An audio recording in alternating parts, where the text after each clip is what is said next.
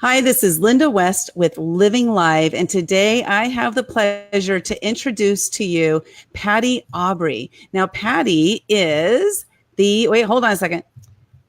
I lost track of my thoughts already, you guys. Okay, now today we're going to be talking about a lot of amazing things. You may have heard of a gentleman by the name of Jack Canfield.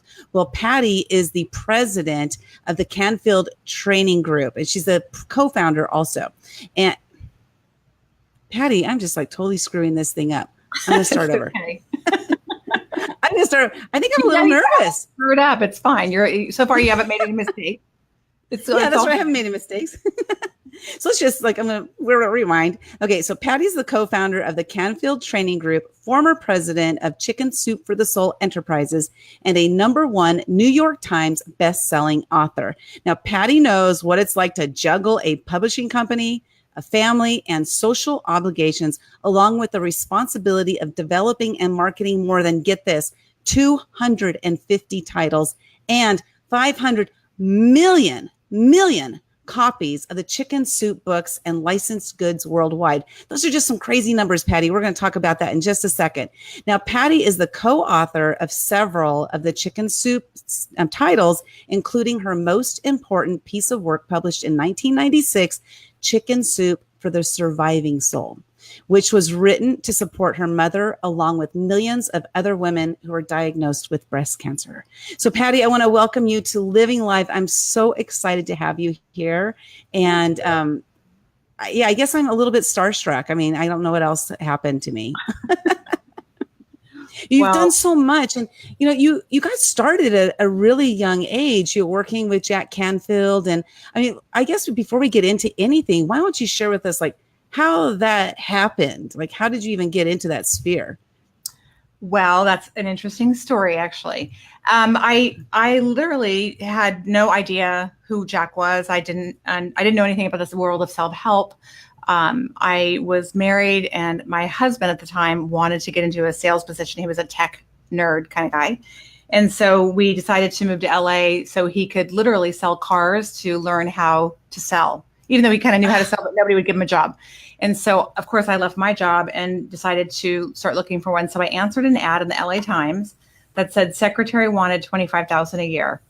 And that was in 1989. And so I thought, well, I really don't want to be a secretary, but $25,000 a year is pretty good money in those days. And so I went on this interview, and turned out it was Jack and his wife. And so in their little townhouse in Pacific Palisades, California, and I thought they were a little strange, kind of hippie-ish, and I didn't get the job. He didn't hire me. He picked someone else that had more experience. And so then I went to dinner that night with my friends, and I said, yeah, I interviewed this guy, kind of strange, kind of a hippie, looked a little bit like Howdy Doody, brown hair and freckles. I mean, imagine, Jack then. And so they said, oh, Jack Canfield, we know who he is. He's really cool. Of course, then I wanted the job, because then it was suddenly, you always want what you can't have. But I ended up doing something else. And then he called me a couple months later and said, I really think that there's something here. Why don't you come back and talk to me? And I said, okay, well, but it's going to cost you, because I just got an increase to $30,000 a year. And so he said, okay, well, come and talk to me. So I thought, wow, he's nice and he's kind of easy. And I was making all this stuff up, of course. So I went and interviewed with him, and he hired me. And that was almost 30 years ago next month. So started as a secretary, kind of took over very quickly on the operations side, understood business and technology, and started to do all of that. And then we started Chicken Soup about a year after that. And and as we got into that, we were doing one book at a time, and I ended up getting the title of president of Chicken Soup. So that's how it began. That's awesome. I love that story. And so you were just faking it till you made it? Pretty much. Well, I wasn't really faking it, because Jack was coming from a background of education. He was teacher, and we were just kind of archaic the way he was kind of running the backside of the business. So I was able to bring it up to speed. And coming from a family with an alcoholic father, not mean, but definitely I learned how to really acclimate and be flexible to any situation. I always became the mediator in any situation. So I sort of became the mediator in Chicken Soup, because we had 4 partners and we had a publisher. And so somehow I just fell into that let's make nice everybody. Because if you've ever seen, we say, if you've ever seen the A&E special on the, Three's Company, where are they now? It was because somebody got greedy. They didn't appreciate each other. There wasn't gratitude, and people blow up. So my job was to make sure we stayed sane in a way and got things done. And that was 250 titles ago. And I kind of I used to go from one chicken coop to the other when I would leave work at night and go home. And if I ever write a memoir, it will be called From Soup to Nuts. From the soup house to the nut house, from the soup line to the nut house, or something like that. It's interesting you mentioned, the alcoholic. I grew up in an alcoholic household also. It was, very volatile, abusive alcoholic household. And I never thought about it that way, but I tend to do the same thing where I'm able to like wrangle everybody in together and kind of make things work right. And maybe that's because in the household, we had to make sure things were copacetic. Otherwise dad might fly off the handle. So, we're always trying to make everything, nice and happy, I guess is the best way to put it. Yeah. So it made you become a mediator in doing that. I hadn't even thought about that. Awesome. Thanks for sharing. Yeah. Sometimes we don't realize what our skill sets are. And sometimes these things that seem like they're such a bad thing end up actually serving us later in life. So I was lucky my dad wasn't abusive, but I was constantly sort of managing the moving parts and making sure he was going to get home on time, or where was he, and that kind of stuff. No child should have to do so. Right. So that's where I got. But the skills you learned from it, right? So you can like thank it, bless it, and move on. Right. Exactly. So let's talk about the Chicken Soup for the Soul series. So first of all, so who came up with the title? Well, Jack came up with the title, but before he came up with the title, he literally came back to the office one day and said, every time I go to a talk, people ask me if I have these stories in a book. And I always say no, but they're on my tapes. And mostly women would say, well, that's great, but I'm not in my car long enough to listen, because they were just dropping kids off, going to the store, coming home, things like that, where typically men were commuting longer to their day job. This is a long time ago. And so he said, maybe the universe is telling us to put these stories in a book. And I said, okay. So we just started collecting stories from all of the speakers that we knew around the world, basically, and said, what's the best story you have? What's the one that moves people to tears, makes them believe it's possible, gives them goosebumps, makes them cry, whatever it is. Usually your opening or closing story. So we started there, and then we edited those to an inch of their life. And then we collected more. And so about 3 years into the process, we were pretty close to having a book done. And then we went out to look for a publisher, and nobody wanted the book. They basically said, blood and guts is really what sells in America. Nobody wants this nicey nice stuff. So we had a really hard time staying motivated, but we knew that the stories came across well because Mark and Jack were both telling them on stages around the world. So we were pretty sure we were onto something. So we stuck with it. And then at that point, the job was to meditate every day to come up with a title. And Jack did. He said, what do you think of Chicken Soup for the Soul? And I said, I think it's a great title. At the time, it was so before thinking big, and we didn't have this grand plan to have all these books in the market. We really were saying, what's one thing we could do to catapult our career, to get higher speaking fees, more gigs, and make life easier? Well, if you have a best-selling book, typically that will happen if you're an author, speaker, trainer. And so we were kind of just at that place. And then when that did happen, actually before it happened, we sent the book in. We finally found a publisher in Florida, Health Communications, who published all of our Chicken Soup books. And they said, hey, there's a page in the back of the book. Do you want to use anything? And Jack, being the brilliant person, he said, well, why don't we ask people to share their stories? Which was so genius. And that was before the internet. That was, actually, I think about the second or third printing, we had an email address. It was chickensoup@aol.com. I heard every 5 minutes, your mailbox is full, kind of like, yeah, my cell phone. And so we put that in the back and said, share your story. And before we knew it, we just started getting buckets and buckets of stories in the mail. I mean, where the postman would basically say, can you move downstairs? Like, you're killing me. Oh my gosh. Because we got so much mail. So then, so we started to read the stories. We started to work on a second helping of Chicken Soup. And then one of our friends, probably someone that a lot of your listeners know of, Marcy Shimoff, who wrote Chicken Soup for the Women's Soul, but also is really well known today for Happy for No Reason. And she actually sent a fax on like a Tuesday and said, I'm in a silent retreat until Friday night at 9. Please be at your office so I can call you too. I have an idea. And so on Friday night, we waited, and she said, Chicken Soup for the Women's Soul. I was meditating and it came to me. And my first reaction was, that's kind of a dumb idea. I mean, women are buying chicken soup. And Jack said, well, maybe let's talk about this. And so we went on to do Chicken Soup for the Women's Soul, which just blew past the first book that we did by far and was a huge bestseller. And so then I thought, well, if she's doing that book, I should be doing a book. And so that sort of spawned all of the different titles. And that's when I came on to the whole program of Chicken Soup for the Surviving Soul. That was my first book that I did, the Chicken Soup. That was the first one you did?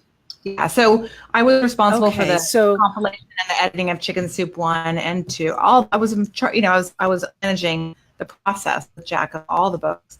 That was the first book that I actually co-authored. Yeah, it was Chicken Soup for the Surviving Soul. Okay, and then what was your thought process on that one? Was it specifically geared towards women who had breast cancer, or was it like, what was your thought process as you were putting it together, I guess? Well, my mom had been diagnosed with breast cancer right around the time that the book started to take off. And so my sister was working for me at the time as an intern, and she had gotten her degree in nursing. And I said, why don't we put together a book for mom on surviving? So we started to do a lot of research, and we started to collect stories of people that had survived. And we looked at, why were people surviving? They had faith, they were visualizing, they were bringing humor into their lives. Laughter creates endorphins, which help heal the body. And so all the different things at the time, Bernie Siegel and some of the other people, that was really it's so long ago. It was in the very beginning of, can mindset really make a difference in your healing? And so after about a year and a half, we finished that book and dedicated it to my mom. And it was a tough project because it wasn't as warm and fuzzy as a lot of the other projects that we did, but it was a very deep, meaningful project for me and my sister and for many people that read it. And I mean, tons of amazing results and stories that came from that, from people that were able to use it. In fact, I was doing a book signing at one point in Westlake, California, and it was this huge Barnes & Noble, and the teen book was out, and so was Surviving Soul, and so was Chicken Soup, the original. And I was doing a book signing with Jack and Kim Kerberger, the author of The Teenage Soul, and she had this huge line, and Jack had a huge line, and I didn't have very many people that were in my line. And she said, "Oh, I'm really sorry that you don't have more people in your line." I said, "It's okay. I'm getting a cut of yours anyway." I mean, it didn't matter to me. I wasn't doing it for that reason, right? And so, but suddenly these two little girls came up to me and they said, "Are you the girl that wrote Chicken Soup for the Surviving Soul?" And I said, "Yes." And they with their mom, who was probably in her 30s. And they said, "We just want you to know that our mom had cancer and she was in a coma, and she was in a coma for 6 weeks. And we read your book every day, and that's all that she can remember." I looked over at Kim, and she looked at me, and Kim was crying, and she says, "You win."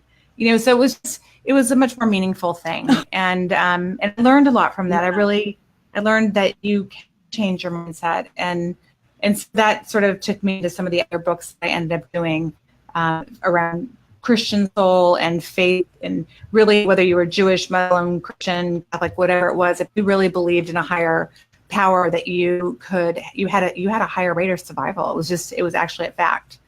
So it was, they were all really timely books. And I think probably the biggest takeaway from doing those, for me especially, I remember doing an interview when I was in my my early 30s, and they said, what is the biggest thing that you've gotten out of being part of this? And I said, for me, it's really about being able to experience other people's obstacles and wins and successes through their eyes, because through storytelling, someone's not telling you what to do. You actually get to have your own experience, because they so meet you where you are, and whatever you need, which is why stories are so amazingly timeless. So I feel like I was really lucky to get a lot of awareness and wisdom from so many people that were willing to share their life stories with all of us. And those books never would have happened if it wasn't for people being willing to share their own vulnerability, their own struggles, their own wins. So it was quite an experience at that age. That is so true. And I like that how you were able to, seeing the stories through their eyes, because like we were talking a little bit earlier, you and I, about, permission granted, a new program you have coming out. And, just thinking about that, it's like when I tell a story through my eyes, which can, like, let's say we talk about permission as an example. What does permission mean to me? It means something totally different than it does to you. But maybe if I impart my story to you of like what it means to me or how I've used it in my life, or just a story or some sort, maybe it might spark something in you to say, you know what, maybe I need to look at this a little bit differently. So that's what our stories do, right? Is they help to unwind different, things that we have tied up in our heads and, the knots in our heads. So, first, I want to thank you guys so much for putting, those books out there and then continuing to do it. Your fortitude to keep going and finding a publisher that would actually publish the first one, because that's what catapulted all the rest of them. And now you've 500 million, or are you guys approaching 600 million? What are the numbers now? I don't know what the numbers are, because we actually sold the company in 2008 to a group, and they have been publishing since then. So I don't know how many they've sold since then, but I know that when we had finished, we were up to 200 and somewhere between 30 and 50 titles, and close to 500 million books sold. So I don't know what they've been doing since then. Wow, that's absolutely amazing. Well, what point did you guys know that it was going to be big, or did you?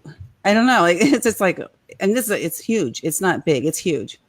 It was such a surreal sort of situation on lots of levels. I mean, we started to think really big, and we said, we're going to sell 5 million books by this date. We're going to have a #1 bestseller by this date. And I used to joke and think, I think someone has a crack pipe and they're not telling me about it. I mean, there were such big numbers, and Jack was this very grounded person coming out of education, and Mark Victor Hansen was this pie in the sky, multiple sources of income, crazy, big, huge thinker, Becky Fuller student. And so I sort of got to get the best of both of those, and which was a blessing. I mean, it's the best education ever. But as we started to do it, we really just started to look at, well, what if we could do this? What would it look like? And who would we work with? And how do we align ourselves with the right authors? And do they have platforms? And how do you pick who's right? How do you, with high intention, plan ahead and look at, if I'm going to have a life and do really well and sustain this and create quality content and products, who do we need around us, really? That's not us.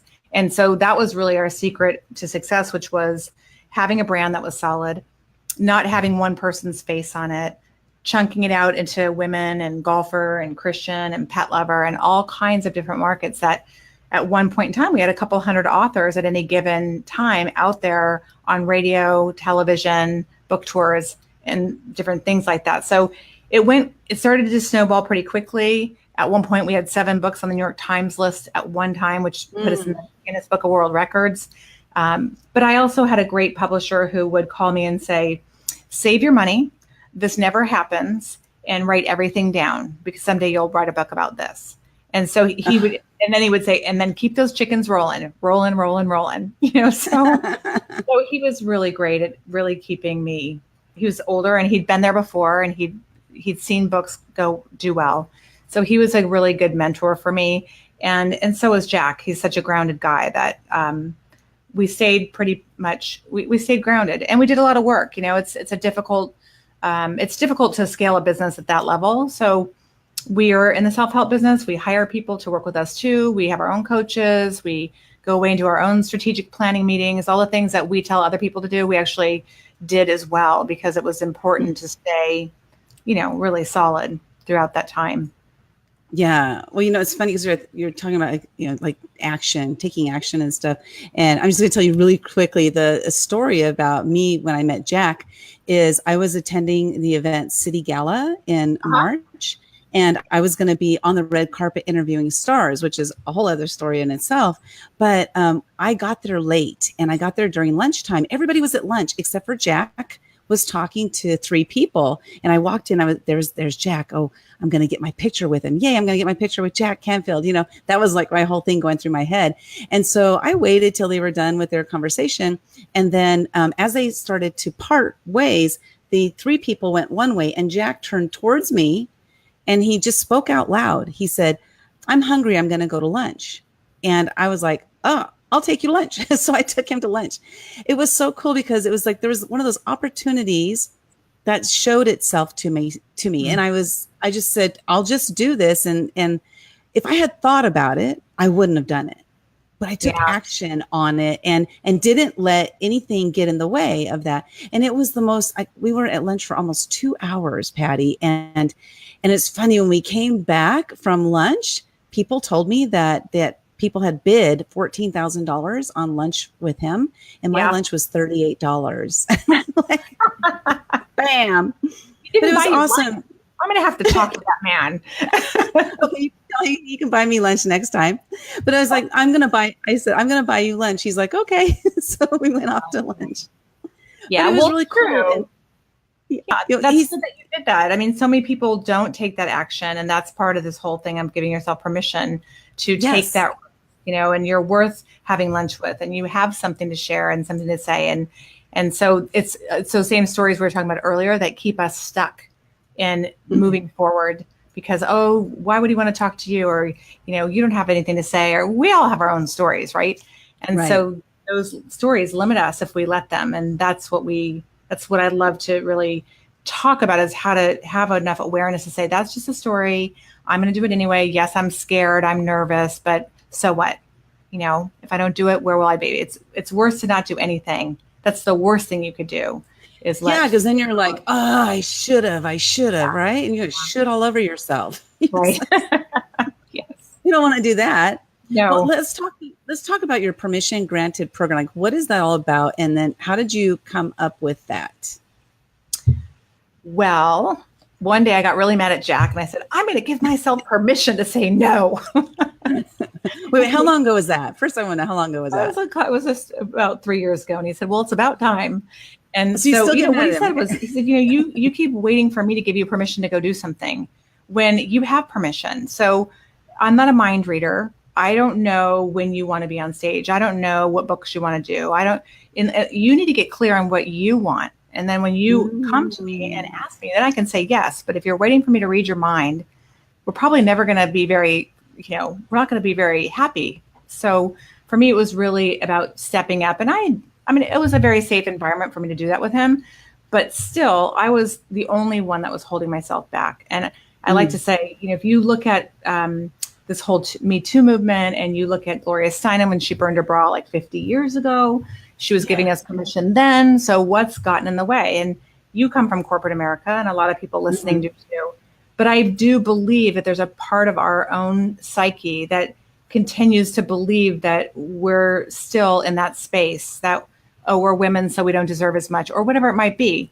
But we have to change that mindset first and show up differently, because we teach people how to treat us. And so when we can get to that place with that absolute clarity, it's like the universe just aligns and things start to become more effortless, and they fall into place. And it's scary. I'm not saying it's not. And anybody that there used to be, you were kind of like a big, I would say a bad word, a big B. And it's not the case. So it's like, how do you gracefully stand up for yourself, have complete clarity, ask for what you want, take action, believe that you can do it, that it's possible, and that you deserve it, and really have that reinforcement, and also have other women or a team of whatever kind, or family members, really support you, because none of us get to the success that we get to by ourselves. We just talked about Chicken Soup. There was 500 million books in print. 250 million of those were printed in Chinese. 250 million were printed around the rest of the world.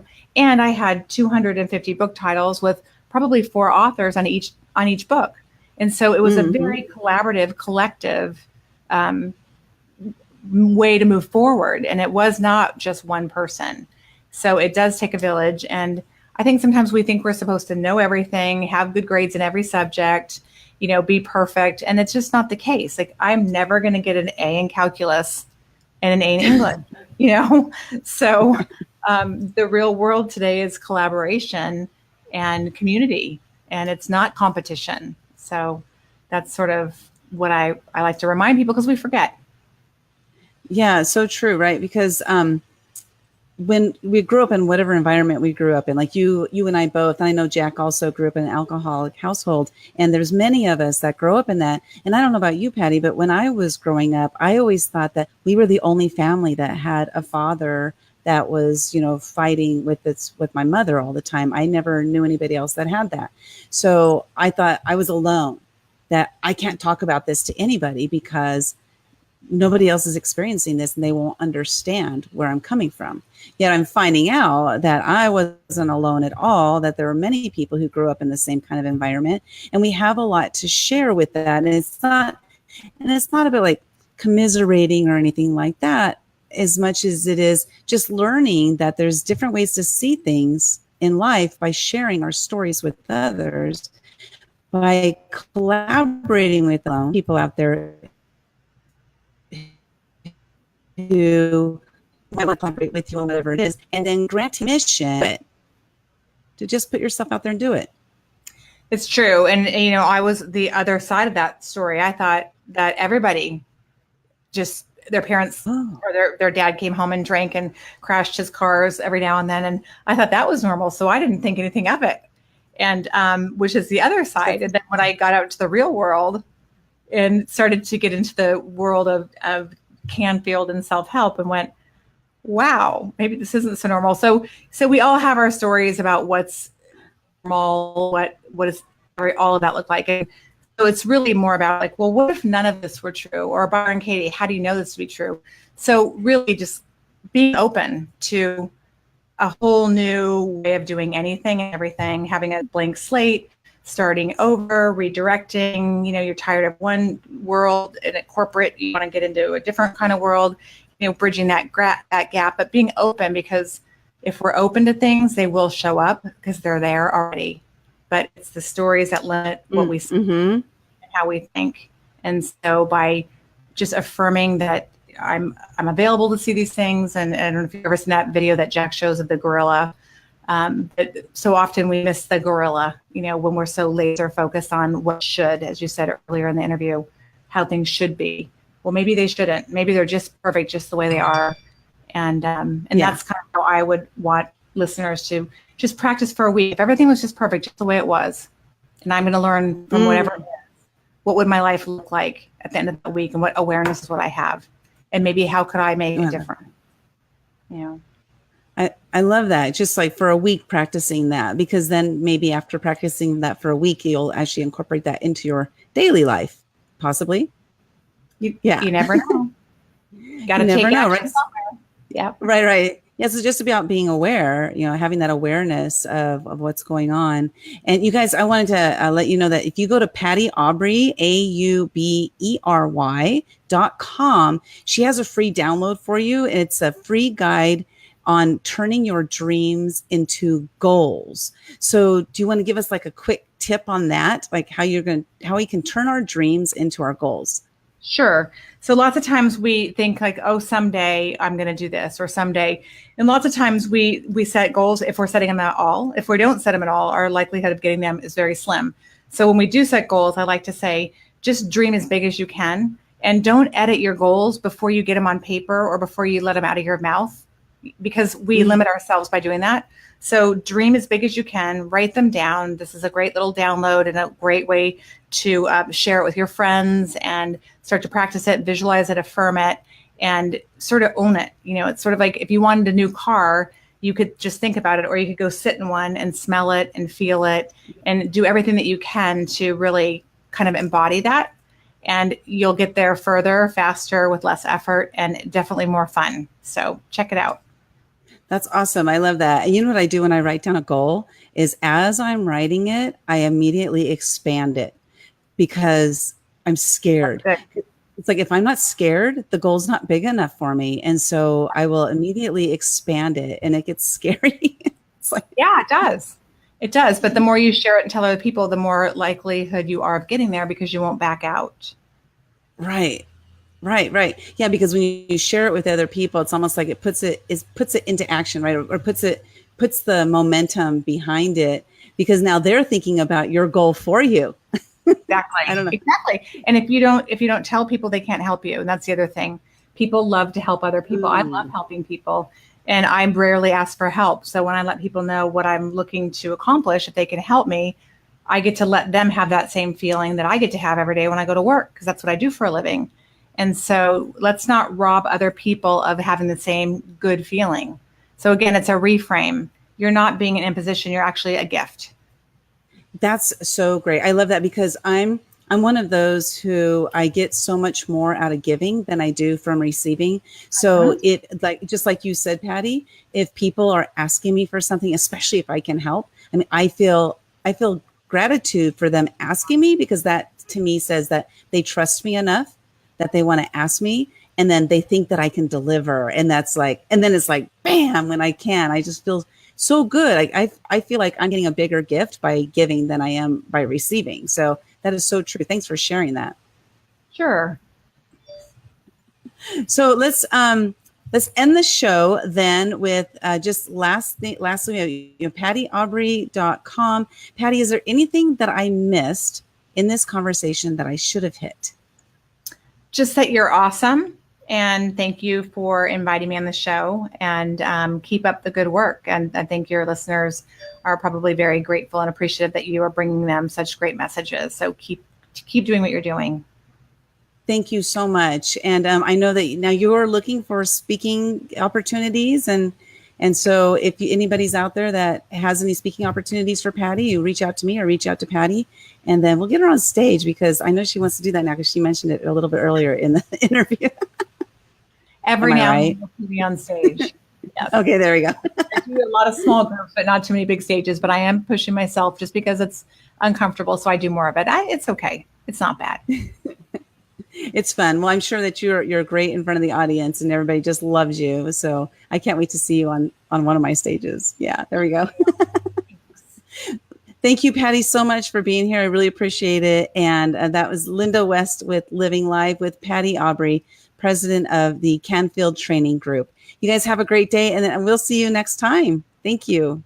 Bye bye. Bye bye.